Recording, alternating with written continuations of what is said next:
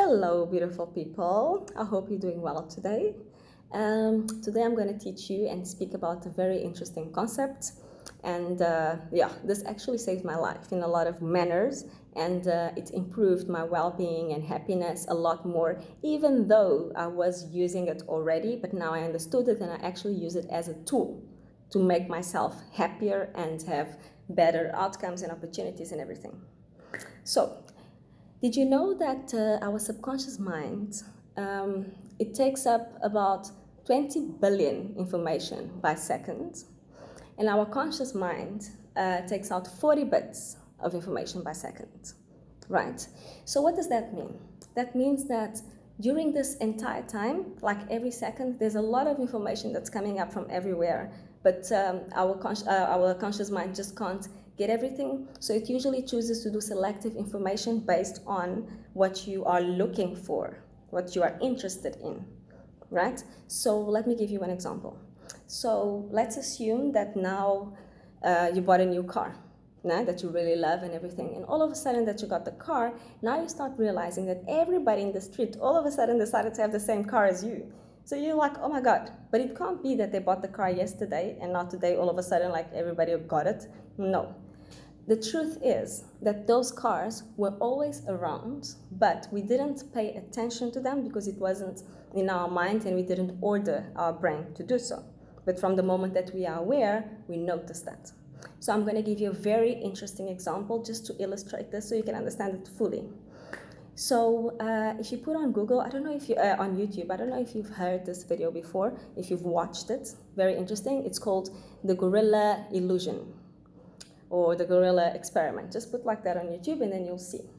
So my advice to you, not to spoil the exercise and so you can get the full experience of the exercise, is for you to pause this video, go to YouTube, watch it, do the thing, have fun, and then come back to me and then listen to what I'm going to tell you and how I will interpret that in a way that can benefit your life to your benefit. Okay. Go, come back. Good.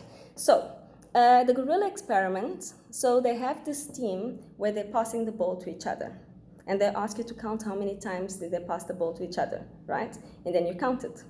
And when it finishes, and then it asks you to guess. So how many passes did you guess? And then it tells you, okay, it was this amount of passes, no?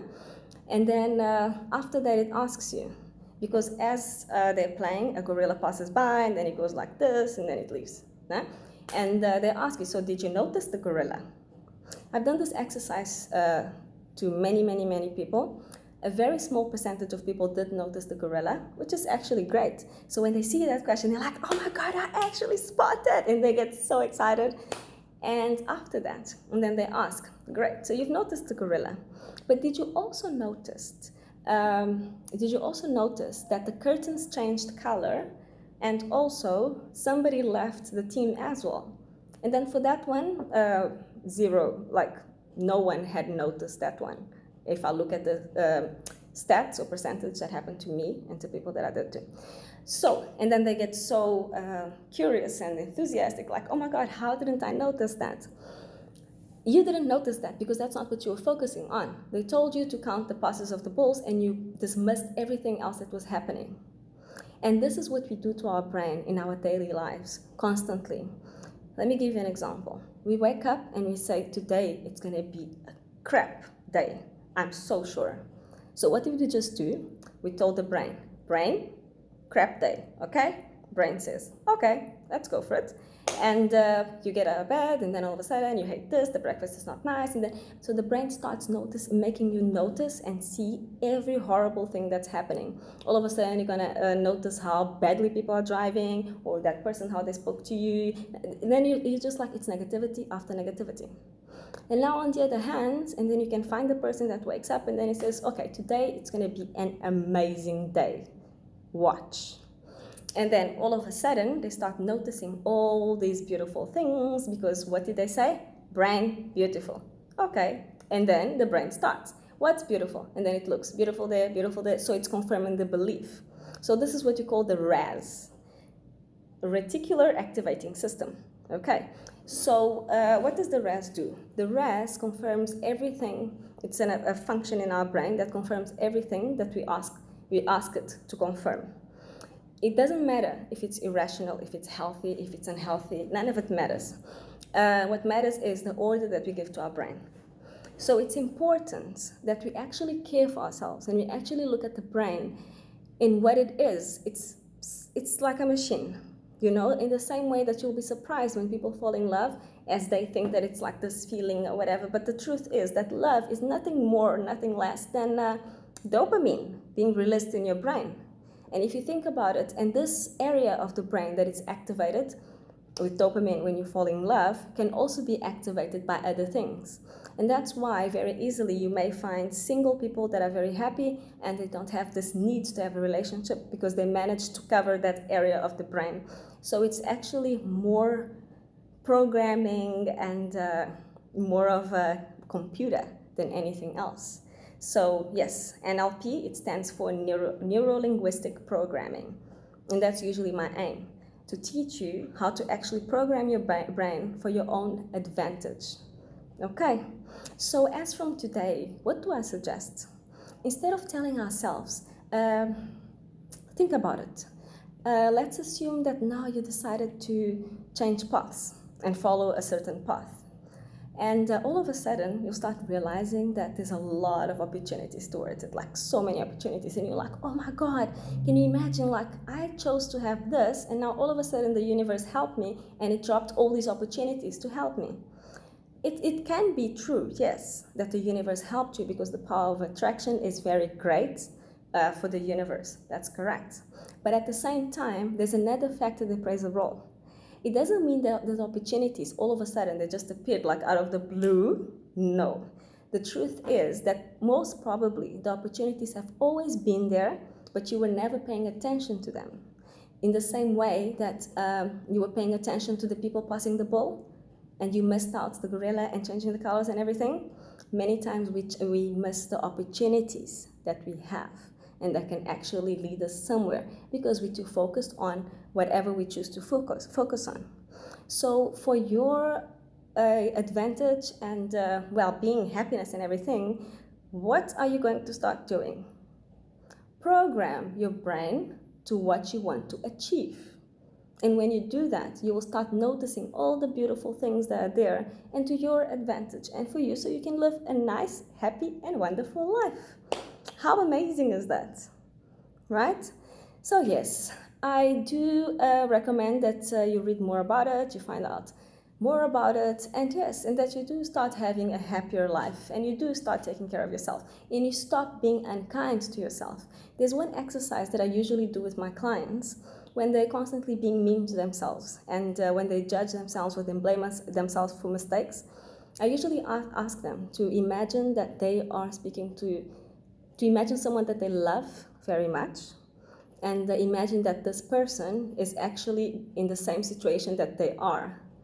What would they advise that person? So the results that I found is that most of the times, if not 100% of the times, everybody is very kind with the loved one, gives a different treatment and tells them that it's okay to make mistakes. It's part of life. You can't avoid making mistakes. It's actually unrealistic to think that you can't make mistakes, right? So they're very kind with their loved one. But then with themselves, they have the exact opposite behavior, which is strange. So that means that we're being kind to others, but then we're actually being unkind to ourselves and sabotaging ourselves. So that's crap, right? Shouldn't we also be nice and care for ourselves and care for our happiness and being kind? I think so.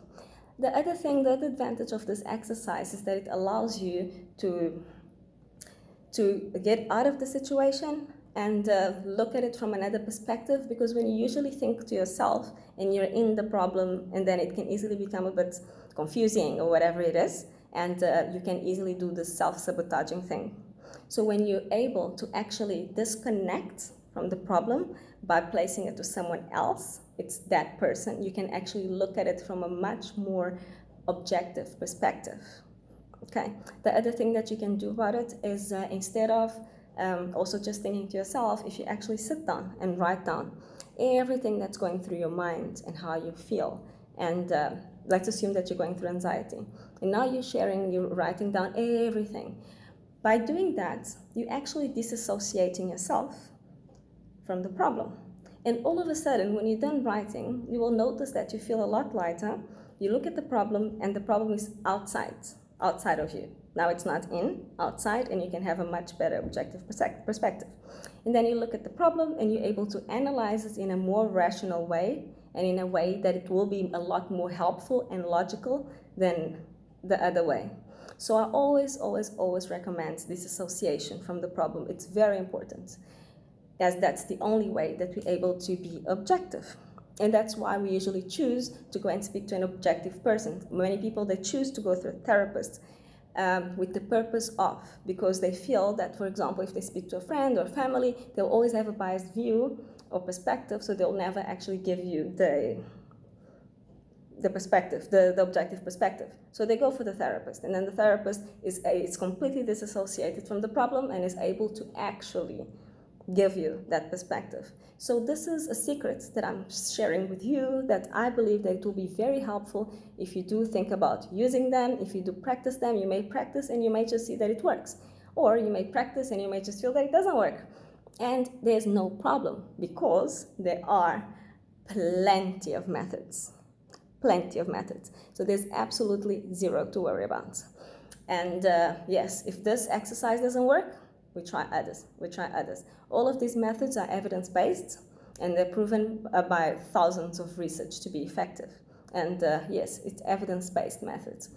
But we're not all the same, we're different. So different methods work for different people. And there you go. So I hope you have a fantastic day. I hope that this helps.